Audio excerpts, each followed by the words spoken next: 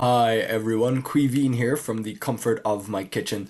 First of all, I want to say thank you to everyone who has subscribed to my channel. I am delighted to be up at 500 subscribers, a little bit more now, so hopefully that number will continue to grow. In the most recent videos, over the course of my recent videos, and in this video as well, I have taken a look at things that other people have suggested, that commenters have suggested, so I want to use this as another opportunity to encourage people to ask questions. If there's something you'd like to see or something you'd like to know more about, leave a question in the comments below. I will do a question and answer style video in the near future as long as I get enough questions. So if you have any questions about space, astronomy, anything at all, I would like to dedicate a video to answering questions that people have, whatever they may be. So if you have a question, leave it in the comments below. Let me know, because I would like to answer any questions that are coming up.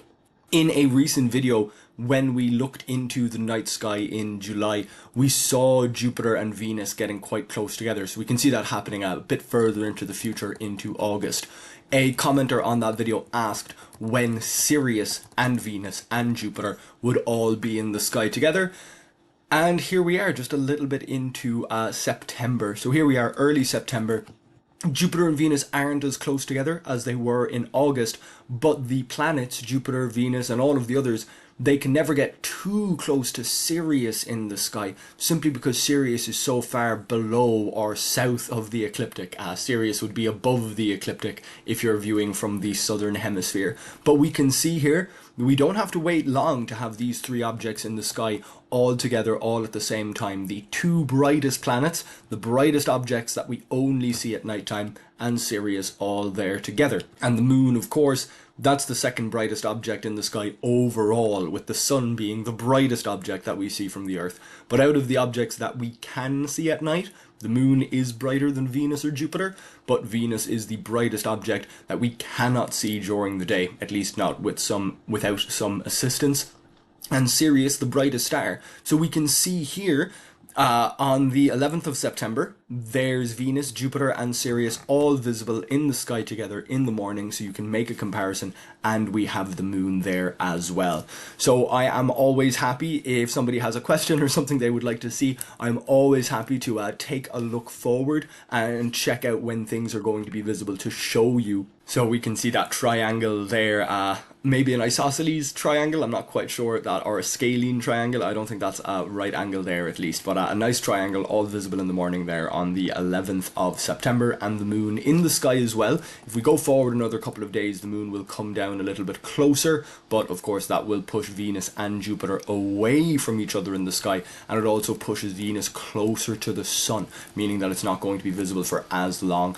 Actually, if we push back here to the end of August and we push just a little bit later, then we can see there is Sirius unlabeled but still there, along with Mercury, Venus, and Jupiter.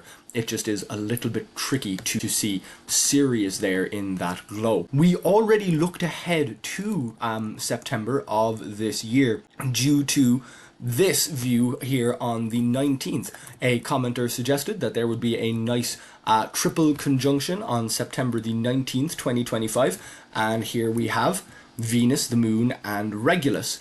Now, this looks nice, and I spent a little bit of time trying to find places where Venus would occult to the moon, and I wasn't able to achieve it. It was only visible to me from here in Ireland. Parallax unfortunately made it a little bit difficult to see from other locations at this latitude, but a different longitude. Or longitude. Longitude is a little bit easier for me to say, but I know longitude is maybe the way you're supposed to say it.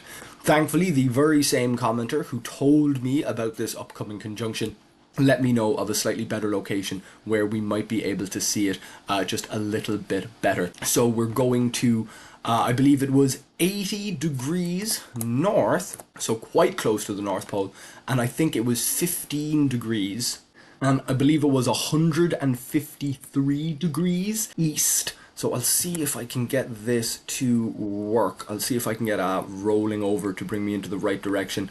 Because I do want this to say east, so let's see if we can get it down So here we are changed over to east and we've got 153. It was 153.3, but 153 degrees, 26 minutes and 45 seconds. That's not too bad. That's pretty close. So that puts us way up close to the North Pole, 80 degrees north. That's very close, well within the Arctic Circle.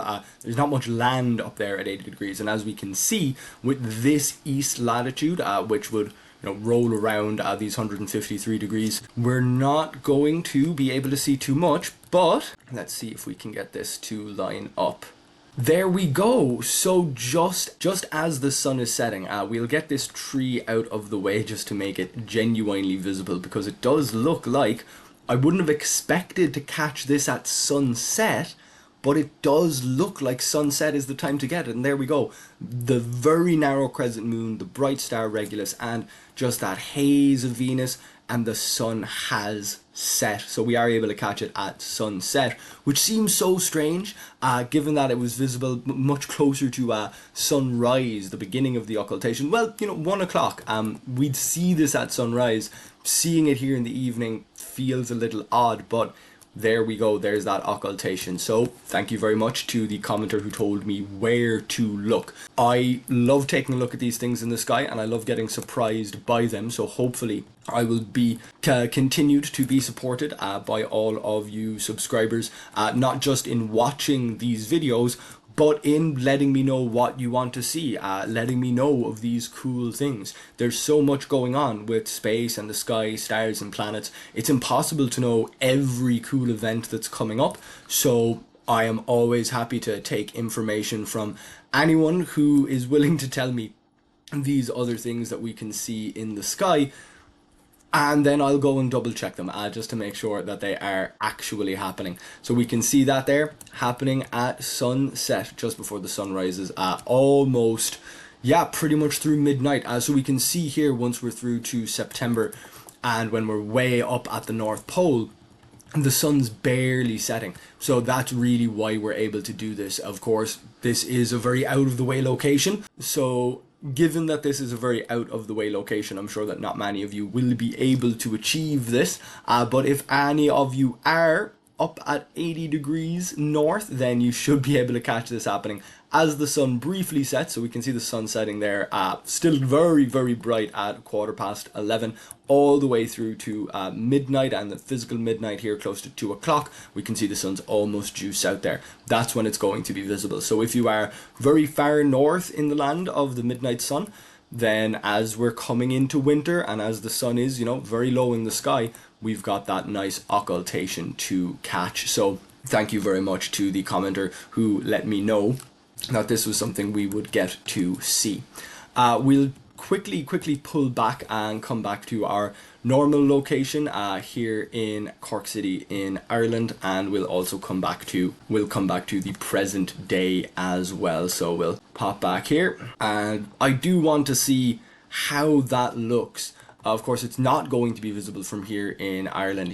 We can see that there, Venus, Jupiter, or Venus, the moon and Regulus, they're setting before the sunset. So it is only thanks to that very extreme angle at which we're seeing things from way up north in September that we're able to catch it. So definitely a unique occultation conjunction combination, definitely a very interesting thing to see, and we do have several months before it comes, so we've got plenty of time to look forward to that.